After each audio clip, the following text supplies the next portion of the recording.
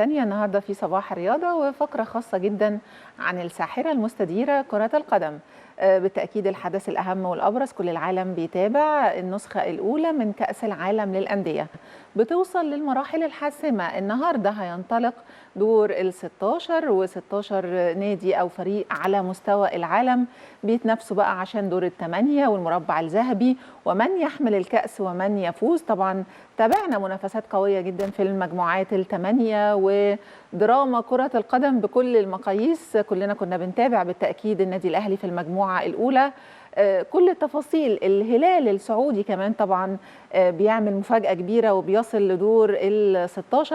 كل الأحداث دي وكل التفاصيل، لكن أكيد كمان مش هننسى إن احنا يعني نكمل كده كلامنا عن الشأن المحلي، عن استعدادنا للموسم القادم، عن أخبار كده ما بين الكواليس في أروقة كرة القدم المصرية. كل ده إن شاء الله هيكون في فقرتنا النهاردة عن كرة القدم مع اللواء أشرف محمدين أو الكابتن أشرف محمدين، وهنتكلم في الموضوع ده.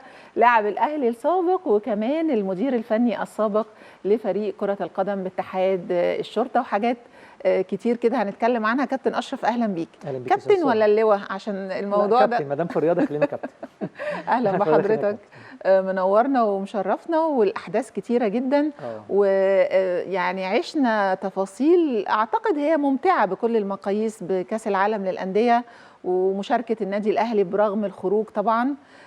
بشكل عام كده شايف النسخة دي أو الشكل ده نجح جياني إنفانتينو إنه يجمع كده العالم ويلفت أنظار الجميع للنسخة دي من البطولة؟ طبعا انا شايف، انا ضد حتى رئيس الرابطه الاسباني اللي كان بيقول ان البطوله فاشله وعايز يلغيها. لا، انا طبعا ضده. انا شايف ان البطوله ناجحه جدا، عملت فرايتي رائع ما بين الانديه الكويسه اللي في العالم كله او الابطال، بغض النظر طبعا ان هو محدد عامل كوتا زي كاس العالم 4 لافريقيا وحاطط 12 لاوروبا، وانا شايف ان ده اللي مد قوه للبطوله اكتر. فشايف لا، هي البطولة ناجحة جدا، انها استمرارها مهم جدا.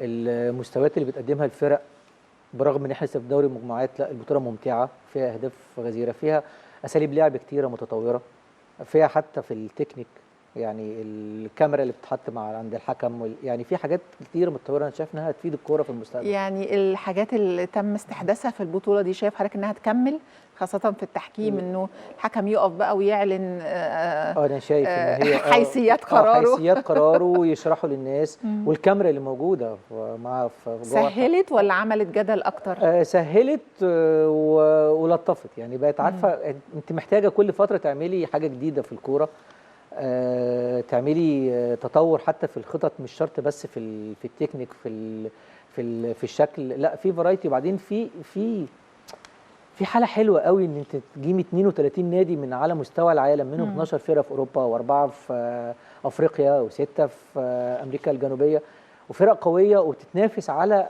لقب رائع جدا اسمه كاس العالم للانديه.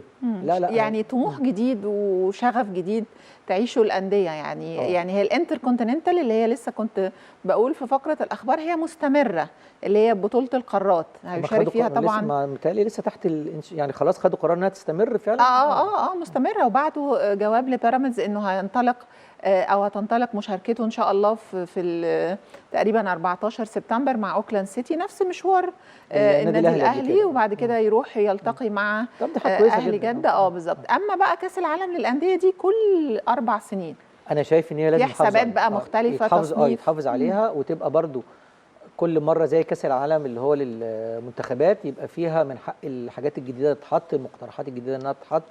لو نفتكر كان كاس العالم في امريكا لبس التحكيم اتغير، كان كله اسود في اسود، بقى بيتحط دلوقتي الالوان اللي هي المبهجه اللي تلبسوا اسود. المره دي في موضوع الكاميرا، الحكم بيشرح الحيثيات القرار بتاعه بصوت عالي، كل الجماهير سامعاه، الناس في التلفزيون عارفه الراجل ده قال لا ليه، او الفار قال لا ليه، قال ليه. لا انا شايف ان دي في تطورات وحاجات كلها مبهره ورائعه يعني.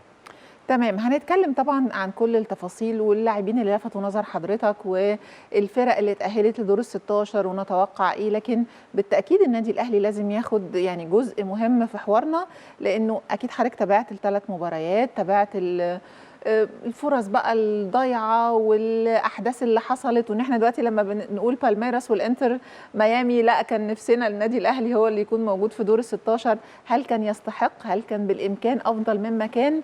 ولا سبب اللي حصل بالنسبه لمشاركه النادي الاهلي وخروجه من دور المجموعات كان ايه؟ تعالي نرجع من الاول بقى، ناخد الموضوع من كده يعني من خطواته الاولانيه. النادي الاهلي على سقف طموحات جماهيره، بيفهم انا طبعا يعني، على سقف طموحات جماهيره بالصفقات اللي عملها. يعني احنا مره واحده لقينا بن شرقي، لقينا تريزيجيه، لقينا كان في موجود وسام، محمد علي بن رمضان، رجع ديانج، حمدي فتحي. انت لا جالك صفقات علت طموحات النادي الاهلي في فتره. بشكل منطقي يا كابتن، بشكل منطقي يعني طبيعي ان انت عندك الصفقات دي، طبيعي انه سقف طموحاتك يعلى. استني بس، هو بشكل منطقي كاسماء، لكن انت اوريدي اتفقنا او ما اتفقناش، انت محتاج فتره من التجانس، محتاج فتره من ان انت كمان انت لعيبه جديده والمدرب جديد، يعني مش اللعيبه جديده والمدرب موجود فجه يدخلهم واحد واحد مع الفريق، لا انت جم مره واحده ومطالب ان هم يلعبوا ومطالب ان هم يتجانسوا في وقت واحد، وانت الفتره اللي قبل كاس العالم للانديه ايام معدوده، ديد تايم، انت زيرو يعني ما كانش فيه وقت، وكله جاي اعراض حتى. يعني في ناس وصلت على البطوله، يعني سافرت لحقت وسام كان بيلعب مع منتخب فلسطين لغايه قبل البطوله بيومين ثلاثه، حتى ما بداش اول ماتش لانه كان لسه جاي فرق الساعه البيولوجيه يعني والحمل البدني اللي كان فيه مع المنتخب. فانت مطالب انك تحط الاسماء دي كلها مع مدرب جديد وتبدا مع الستارت تحقق نتائج. لا هو مش منطقي، فنيا مش منطقي. طب اللي حصل، خلينا برضه نقيم القرار ده عشان ده مهم. المفترض انه في حاله اتخاذ اي قرار يبقى انا محدد اولوياتي. يعني لما جه القرار انه الاستغناء عن مارسيل كولر، بعد كده الدوري كمله كابتن عماد النحاس، هل كان لازم تكون في الاجنده انه كاس العالم للانديه في التوقيت ده تبقى هي التارجت؟ انا بجهز المدير الفني عشان كاس العالم للانديه مش الدوري، مش حاجه تانية. اعتقد ان هو كان بكل يعني، هو كان مارسيل كولر بدا يفقد نوع من انواع الثقه مع جماهير النادي الاهلي، برغم ان هو محقق راجل بطولات كتيره جدا، واخد افريقيا ودوري واخد كل حاجه. يعني من المنطقي ومن سياسات النادي الاهلي على فكره انه كان لازم يكمل هو مع كاس العالم، او يبقى بدري شويه، تبقى اقالته بدري شويه، او بدري. لا ما هو ما كانش ينفع، انت كنت مستمر في افريقيا لغايه سيمي فاينال وكنت بتلعب سان داونز، هي عامله زي الضمنه كده. فما لا ما كانش ينفع تيجي في الوقت ده، انت عندك افريقيا برضو مهمه، فما كانش ينفع تيجي في الوقت ده تعمل خلل مع الفريق وتقول قبل افريقيا ماشي كولر وهات يعني هات مدرب جديد. بس انت عملت ده، كان كمان من نوع من انواع التسكين اللي انت مضطر ان كولر يمشي في الوقت ده، اللي كان في احتقان في جماهير النادي الاهلي، كانت حاطه امال على بطوله افريقيا، وخصوصا كانت نتيجه كويسه مع سان داونز هناك، وبعد كده جيت خسرت هنا، فبقى الموضوع في اخر لحظه فحصل حاله من التشاحن، غير ان مارسيل كولر وصل لمرحله ان في بينه وبين لعيبه كتير قوي وكان سبب اساسي انه لعيبه خرجت عن مستواها. ده مش كده بس، ده في لعيبه خرجت من نادي والنادي الاهلي بيتعاقد معاه عشان ترجع وخرجت بسببه، يعني ديانج وحمدي فتحي مشيوا يعني، وهو ما كانش على وفاق معاهم. طب لما يرجعوا يتعاملوا معاه ازاي؟ فبرضه كان في حسابات كتيره جدا قدام اداره النادي الاهلي. طب هل كان يمشي واحنا هنجيب حمدي وفتحي؟ طب ما هو ممكن يجوا والراجل يصر ما يلعبهمش، يبقى احنا دفعنا فلوس وجبنا الناس وما لعبناهمش برضه، واحنا جايين نقوي خط الوسط بتاع النادي الاهلي في بطوله كاس العالم اللي هي بقت تارجت. ما انت خرجت دلوقتي من افريقيا بالظبط، هو ده قصدي. فبقى عندك حاجتين، عايز تاخد دوري والنادي الاهلي وفق فيه وعماد النحاس 100% يعني ربنا كرمه، نجح 6 ماتشات ب 18 بونت، وكان وارد جدا ان انت برضه لما تجيب مدرب جديد تقول له تعالى دلوقتي لسه برضه هيبدا يفكر ويلعب قفشه ولا ما يلعبوش، ويبدا بامام ولا ما يبداش، يكون راح منه، وما كنتش انت مش مستحمل النقطه تروح منك. فخلاص، فانت جبت برضه عماد موجود جوه النادي، عارف اللعيبه، عارف امكانياتها، حافظها، عارف يقدر على الاقل لو مش هيدي تاكتكس جديد هيقدر يختار التشكيله الامثل، لانه شايف ان احنا لما جينا المدرب اللي هو الاسباني دوت اللي موجود، هو لغايه فتره اول ماتش هو مش عارف يحط زيزو على الطرف ولا يحط تحت، مستغرب. انت حتى البادي لانجوج بتاعته ونظرات عينيه والفيتشرز بتاعته او ملامح وشه هو مخضوض، ما انا فين، او انا بعمل ايه، او انا هعمل ايه. ما هو اللعيبه دي ما شافهاش او شافها في التمرين، ما برضه التمرين غير الماتش. هو زيزو سمع عنه وهو زيزو جاهز ولا مش جاهز، هو وسام جاي من السفر، هو يبدا بحسين الشحات ولا يبدا ببن شرقي ولا يلعب تريزيجيه اللي هو شايفه بيلعب بره فعارفه. يعني هو برضو الموضوع بالنسبه له غير ان انت اصلا برضو في التعاقدات انت جبت تخمه في حته محدده، وفي نقص في حتة تانية، نقص في المدافعين، ما جيتش ناحيه المدافعين في حاجه. فانت بقى عندك مشكله دلوقتي كمان، الراجل هو مش عارف يختار تشكيل. يعني هل هو يلعب الناس الاجهز ولا يلعب الناس اللي لسه جايه اسمها كبير؟ فبقى في حتى ويلعبوا فين. يعني احنا مثلا ماتش انتر ميامي بغض النظر ان احنا عاملين الشوط الاول رائع، وماتش بالميراس برضه ما كناش موفقين، لكن احنا كنا بنلعب غير طرف. يعني زيزو على طول مثلا ضامم لجوه، فهو شايف ده صح ولا غلط. طب في ماتش البورتو عمل العكس، ودى زيزو ناحيه اليمين في مكانه، فبقى في تواجد. هو عبال ما خد باله على فكره. ده غير ان احنا برضو في حاجه تانية ما اعرفش هي وده صح ولا غلط. منطقي يا كابتن اشرف. يعني انا متخيله مثلا هو عنده جهاز غالي جدا وثمين ومليان قطع كويسه جدا، بس هو التوصيلات عمال يشد الفيشه من هنا ويركبها هنا بيجرب وعمال يجرب. بيجرب. المشكله كمان انه او في راي كده سمعته من احد الجماهير، قابلني كده في مكان قال لي طب ما كانوا يجيبوا المدير الفني الاجنبي ده بس يقعد، وكابتن عماد النحاس هو اللي يبقى ليه السي او يبقى ليه القرار الفني في الماتشات دي. هل ده كان منطقي؟ ما هو كابتن عماد النحاس ناجح مع الفرقه في الدوري، بس طبعا ما فيش كده في الدنيا. يعني مفيش حاجه اسمها كده، احنا بنألف بقى. يعني احنا كده بنألف. او كان بقى هو الراجل ده انت هتبدا من بعد كاس العالم للانديه، يعني تبدا مع النادي الاهلي بعد كاس العالم للانديه. خلاص هو عماد نجح وكمل الدوري موجود معاه الكابتن عماد النحاس، بس اعتقد يعني ملوش قرار ان هو يختار تشكيل مثلا. بصي يا استاذه سهى، انا اشتغلت مدرب عام مع الكابتن خالد القماش، واشتغلت بعد كده مدير فني لوحدي. الموضوع مختلف سيان. وانت مدرب عام رايك استشاري فقط، ولا تقدر تفرض او يتقال لك او تقول له. انت بياخد رايك، ووارد قوي المدير الفني ما ياخدش برايك او ما يسالكش اصلا. اوكي، كل مدير فني وليه وجهه نظر، واعتقد ده اللي غير لما تبقى انت مدير فني وصاحب القرار. فانا كان وجهه نظري او وناس كتير قالت، ويمكن السوشيال ميديا من الحاجات الايجابيه اللي كانت بتقولها، ان عماد النحاس يكمل. ايه المشكله؟ انا ليه لازم اجيب حد اجنبي؟ يعني ليه لازم اجيب حد اجنبي يكمل؟ عشان المسؤوليه. انت في كاس العالم للانديه، انت بتمثل مصر، انت في اهم 32 نادي على مستوى العالم. هل كان التحمل بقى الاخفاق او الخروج بمدير فني اجنبي ولا من غير مدير فني اجنبي؟ دي مشكله بقى في الثقافه وفي الاداره. هل احنا جايبين حد نحمله المسؤوليه ان هو السبب؟ هل احنا جايبين حد نقول ان هو نعلق عليه خلاص هو ده اللي في الواجهه؟ هل احنا خدنا قرار بكولر ان هو يمشي في الوقت ده تسكين للجماهير؟ هل ولا المصلحه الفنيه فين؟ بالظبط. لا، انا شايف ان كانت المصلحه الفنيه، وانا كنت مع الراي اللي بيتقال. الراجل ناجح زي لعيب ناجح في الملعب، كابتن عماد النحاس.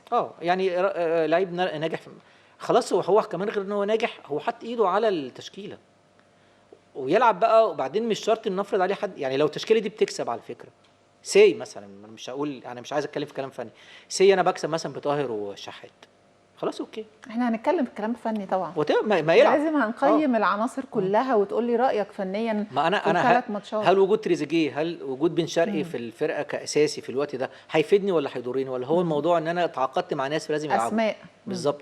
يعني هل ايلو ديانج كان لازم يلعب ولا ما يلعبش؟ يعني على سبيل المثال في اخر مباراه اللي هو شارك فيها، احنا الاهلي عامل مثلا 7825 هجمه مرتده، هو الراجل هو اللي عاملهم. هل في الماتشين اللي فاتوا كان لازم يلعب على حساب مين؟ على حساب مروان ولا حساب حمدي ولا حساب بن رمضان؟ ما هو الثلاثه كويسين. طب ما تخلينا ندخل بقى كابتن اشرف في التفاصيل الفنيه دي، نقيم العناصر المختلفه. خلينا نبدا بالشناوي كابتن الفريق وحارس المرمى. 3 ماتشات في مع انتر ميامي، مع بالميراس، مع بورتو البرتغالي. دخل في مرماه تقريبا 6 أهداف، 2 في بالميراس و4 في بورتو. انقذ المرمى كتير جدا، تحديدا في الشوط الثاني في انتر ميامي. انت شايف يعني الشناوي ما له وما عليه في البطوله؟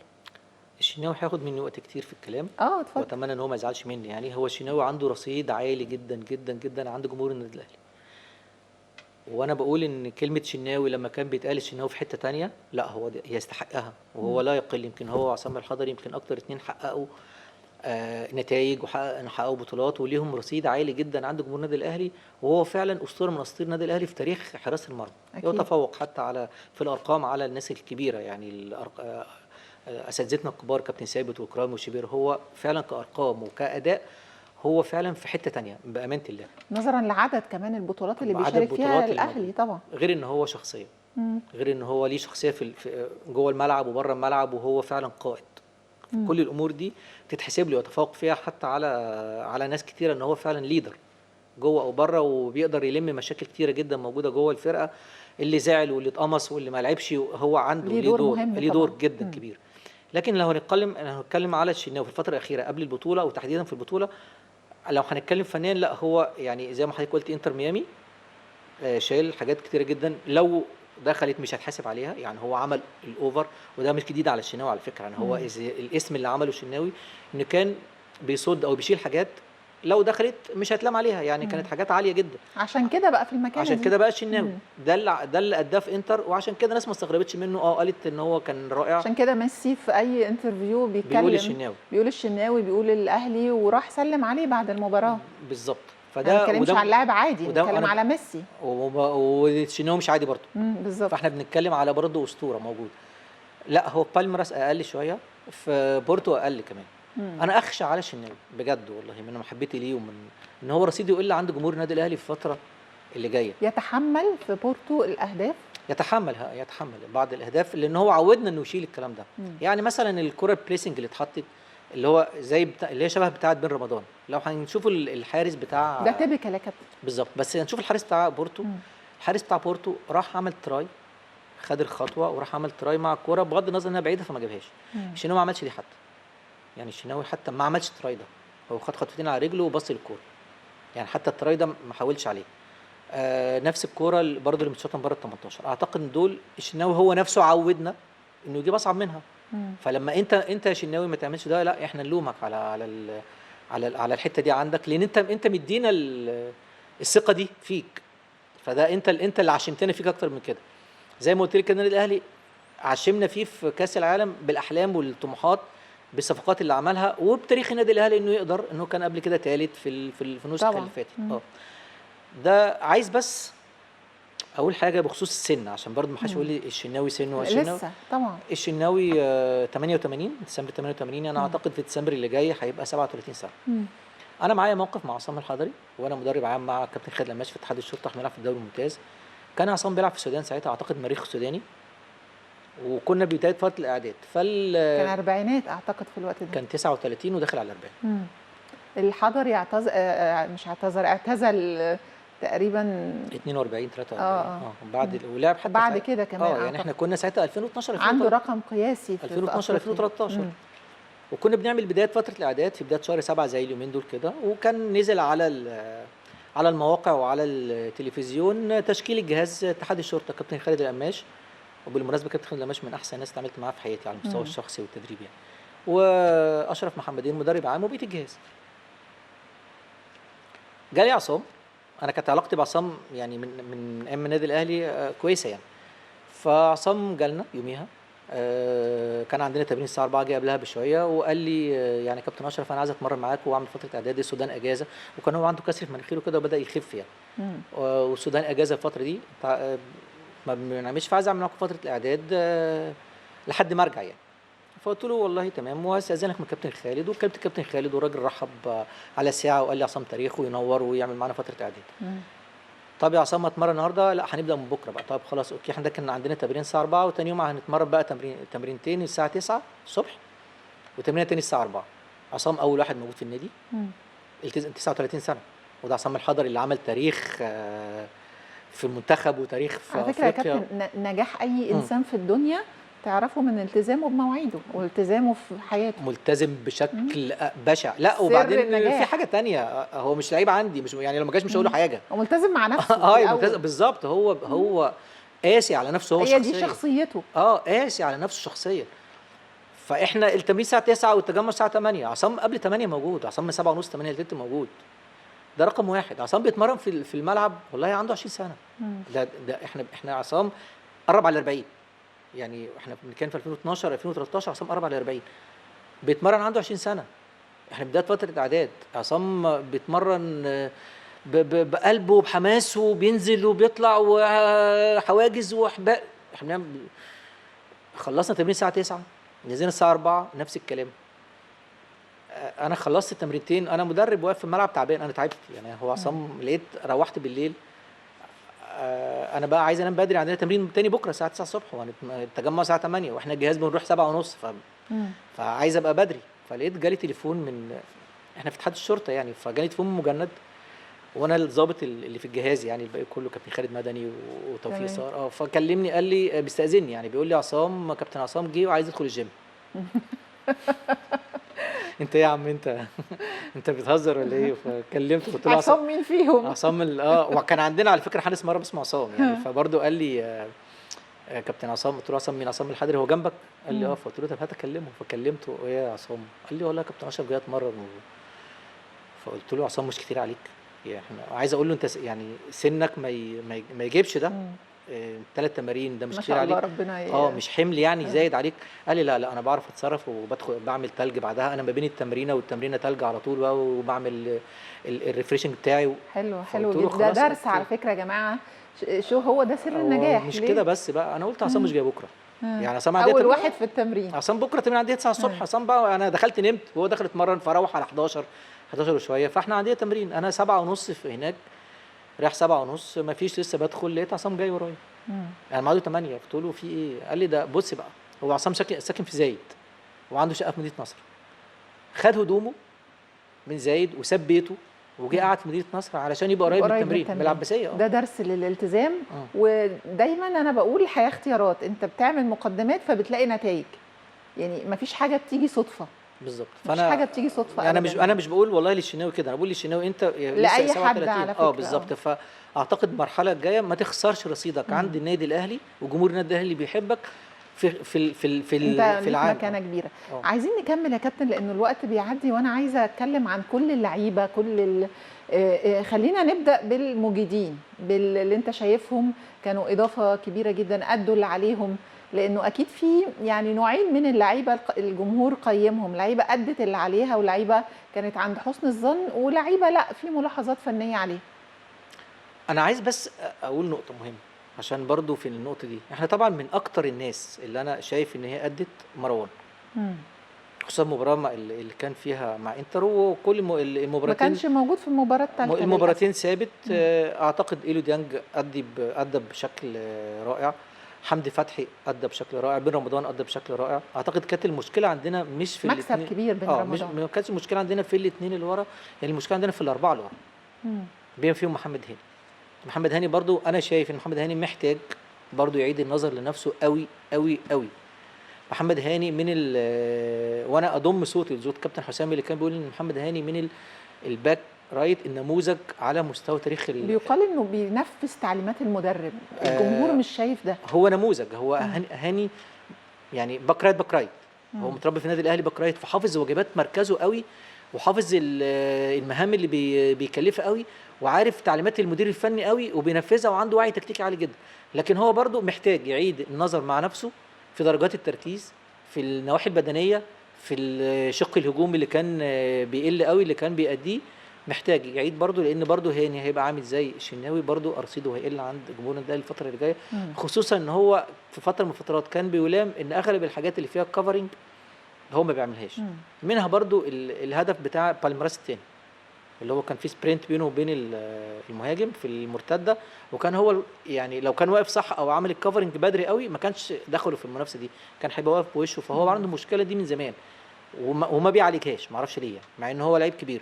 ده بالنسبه للاربعه اللي ورا. والناس كمان بتحمله مسؤوليه الزياده الهجوميه ورفع العرضيات. بالظبط، هو مقل دي في دي قوي، دي مش عايز الومه فيها قوي. هو برضو كان هو بيعملها كتير، وارد تكون دي تعليمات مدرب ما تقدمش كتير. وهو برضو انا لسه بقول هو لعيب عنده وعي تكتيكي على مستوى عالي، وعنده درجه ادراك عاليه في النقطه دي، فوارد ان هو يكون يعني بينفذ ده.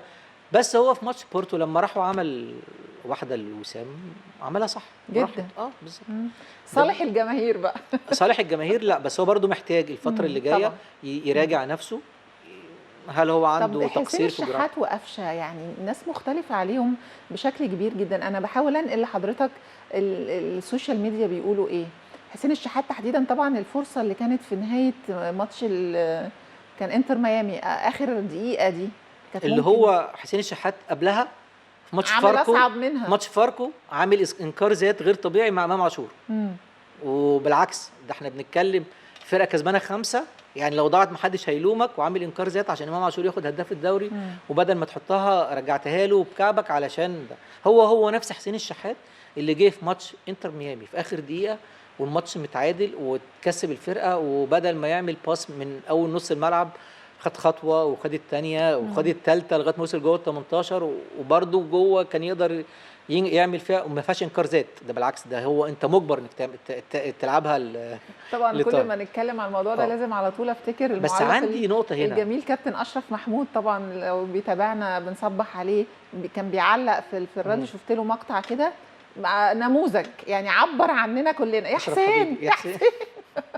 لا والبلوجر اللي هو الفولورز بتاع الولد الامريكاني اللي جابوه عملوا له فيديو فوق، هو عملوا باس باس باس أيوة. جابوه برضه يعني هو لا ده اتركبت كمان يعني الفويس بتاع الكابتن اشرف محمود وهو اتركبت على 50,000 فيديو. يا حسين يا حسين. بس انا اعتقد فنيا بقى حسين الشحات وقفشه يكملوا ولا يخرجوا ولا؟ بصي حسين الشحات بدل عشان مش عايز احمل على الولد يعني. انا هحط نفسي ليه تاريخ طويل برضه جدا. ما انا بقول هو لسه قبلها عامل انكار ذات. هو الولد كان بيلعب اساسي، فجاه لقى في بن شرقي ضحايا كولر بقى. في بن شرقي، في لا كمان في تخمه جت على المكان بتاعه. في بن شرقي، في تريزيجيه، في زيزو، 3 جم. فبعد ما بقى رقم 1 نفسه بقى 5 وطاهر بيلعب، فهو عنده جوه 100,000 مشاعر. انا لما رحت لما اجيب يمكن العب، عنده باك جراوند ان هو كان في العين ومحقق اهداف، لو جاب هدف هيبقى من الهدافين كاس العالم، عنده اهداف. التشويش ده في جزء من الثانيه ضيع القرار على طول. هي بس دي مش مشكله حسين والله، هي مشكله ثقافه اللاعب المصري. يعني تعالي نعكس كده، لو ميسي مكانه في لعبه زي دي هيفكر انه ده لا ده ميسي على طول من بدري هتلاقيه طلع حد راح جاب جول. بروفيشنال، ما عندوش الثقافه دي خالص. طيب قلت حضرتك تريزيجيه، برضو تريزيجيه اسم كبير، نجم من نجوم مصر وابن من ابناء النادي الاهلي. مشاركته تحديدا لقطه طبعا ركله الجزاء اللي هي كانت مؤثره نفسيا وفنيا وبشكل ليها تحولات في ليها تحولات. مشاركه تريزيجيه لا ليها تحولات في مسيره النادي الاهلي في البطوله على فكره. يعني فرصه حسين الشحات والبينالتي بتاع تريزيجيه كان وارد قوي يحط النادي الاهلي في حته ثانيه، هتطلع ب3 بونت. اثرت عليه الماتشين اللي بعد كده؟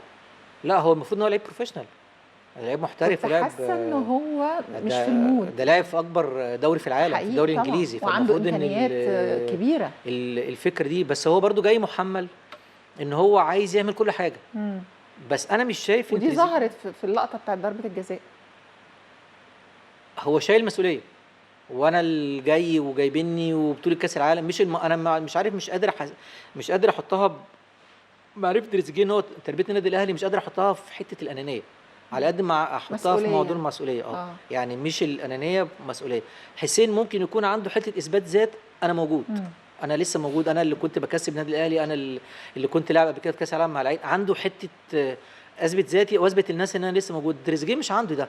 هو حاسس بنقطه المسؤوليه. خلي بالك تريزيجيه يعتبر تاني كابتن فرقه بعد شناوي حقيقي يعني، فهو اوريدي برضه ويستحق ده.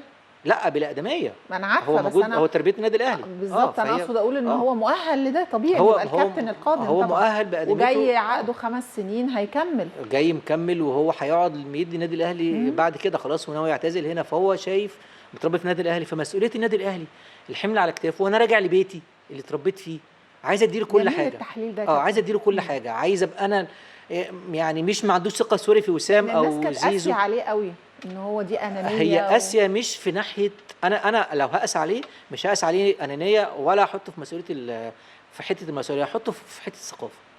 انت اتربيت بره وعندك ثقافه الالتزام، فلا هو في نفذ تعليمات بالظبط. المدرب في واحد والقايمه وسام، في 2 زيزو، لا هو في تتحط وتتنفذ بالتعليمات. ده انت بروفيشنال فلازم تنفذ كل التعليمات. زيزو يا كابتن اشرف لازم نقيم برضو اداؤه، لانه عالي مع الماتشات. البدايه طبعا انه المدرب زي ما احنا كنا بنقول عمال بيجرب، نزله وخرجه، وجي بقى في ماتش بورتو كان متالق جدا. هو زيزو ما يعني زيزو يعني اللي عمله ده في ال3 ماتشات خارج نطاق المنطق.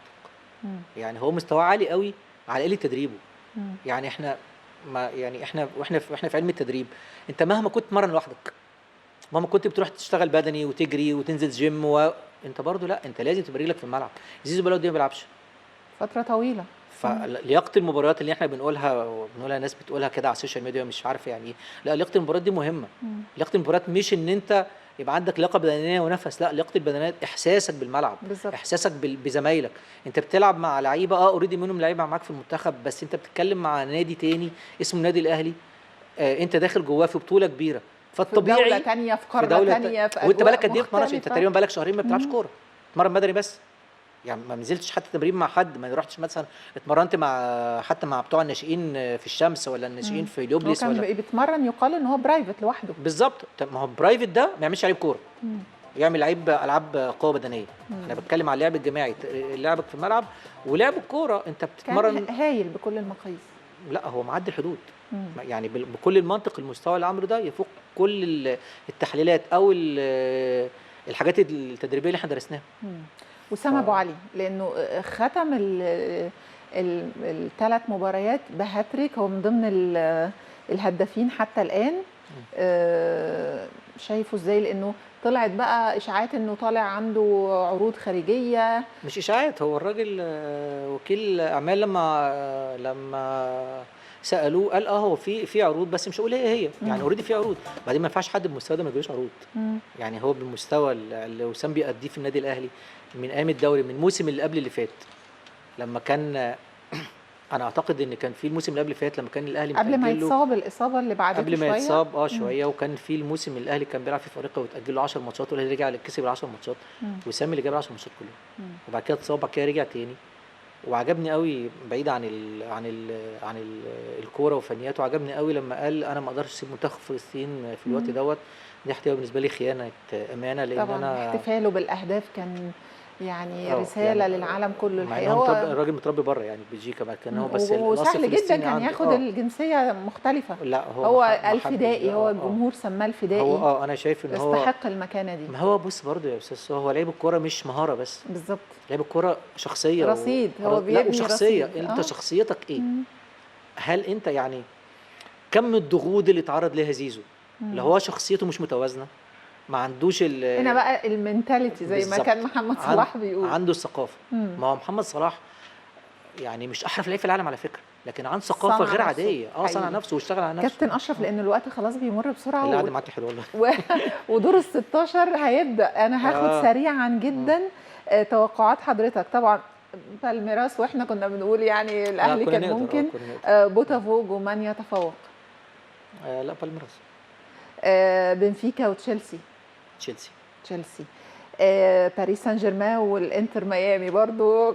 طبعا مواجهه ميسي مع باريس سان جيرمان اللي كان بيلعب فيها قبل كده، بس برضه عايزين نقول باريس سان جيرمان. كيليان امبابي رجع.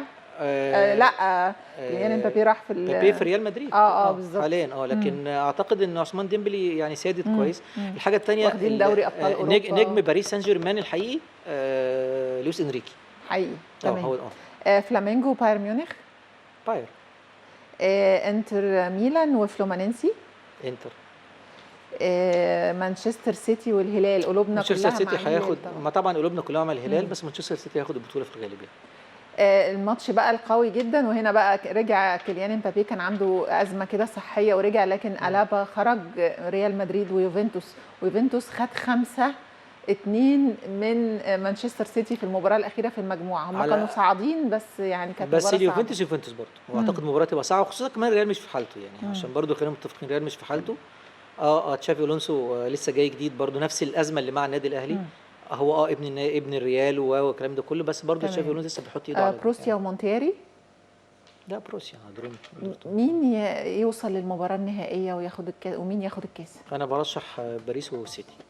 ومين اللي يشيل الكاس؟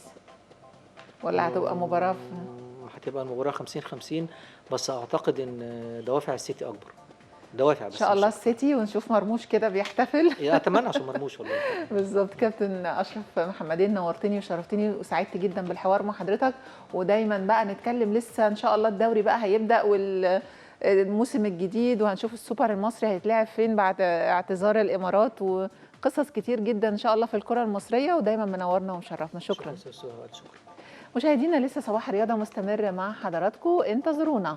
والمشاغبات الرياضية مع الكاتب الصحفي والناقد الرياضي بالأهرام الرياضي الأستاذ طارق رمضان، إن شاء الله هيكون في ضيافة الزميل العزيز محمد مرسي بعد الفاصل. انتظرونا.